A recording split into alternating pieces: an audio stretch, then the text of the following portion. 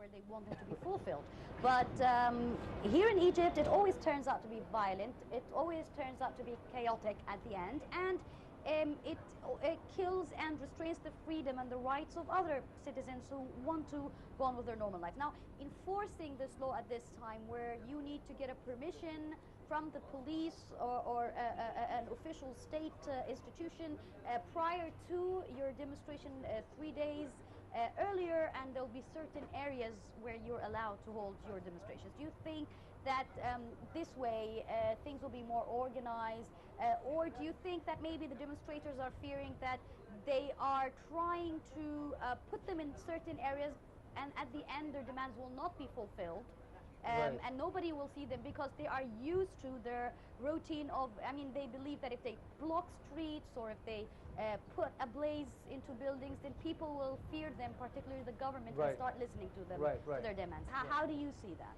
Actually, ma'am, I would say that protest is a protest. I cannot take a permission for a protest. This is number one. Although the law says something like that, and I'm with the law, but we are talking about the application of the law itself. So it is not logic that I would ask for a permission from the Ministry of Interior Affairs, and then 3 days prior the demonstration, then they have the right to accept or deny. That's the whole issue. I can just send like a telegram that I will do a demonstration after 3 days, no problem. But I don't have to wait for their approval. That's the whole issue, and I think this is not logic. I mean, demonstration means demonstration. Protest means protest. It doesn't mean because if I take a permission from you and you got the authority to accept or deny such a protest, then it is not a protest anymore. You know, a protest means that you are refusing something or you are against something, and it is out of anger, it is out of emotions and feelings, and you cannot like organize emotion and feelings according to permissions, you see. So I think the conflict point, although I'm with the law, and but not in this particular point, which is waiting for a permission, waiting for approval from the Ministry of Interior Affairs, we need to understand that protest is a protest, and the protest usually comes out from anger and feelings that you cannot control, and you cannot date it by day and hour. Yeah. So, doctor, are there any positive aspects or positive signs for the protest law, or is it just criticism, pure criticism for the law? Actually, I think the organization in anything is very good in general as a principle.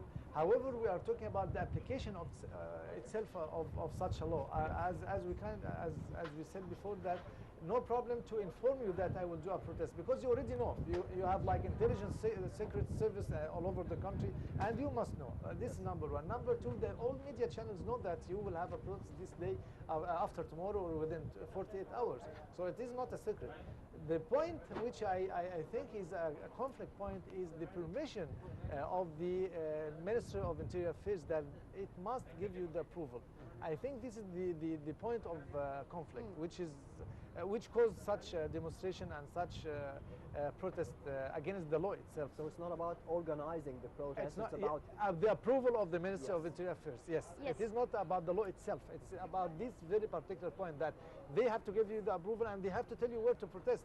I mean, a protest is a protest. I mean, it's not logic. I mean, you understand? But doctor, many political parties were trying to reach some kind of compromise with the government over this law in particular.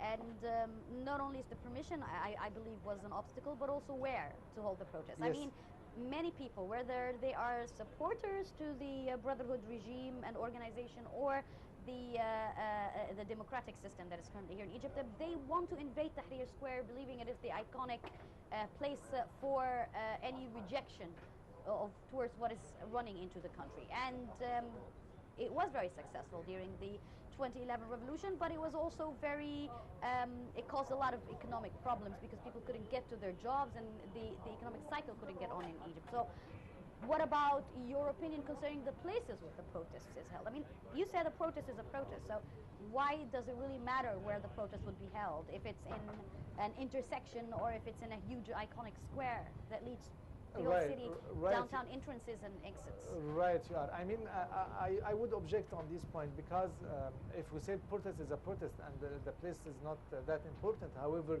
the critical and pivotal places are very important.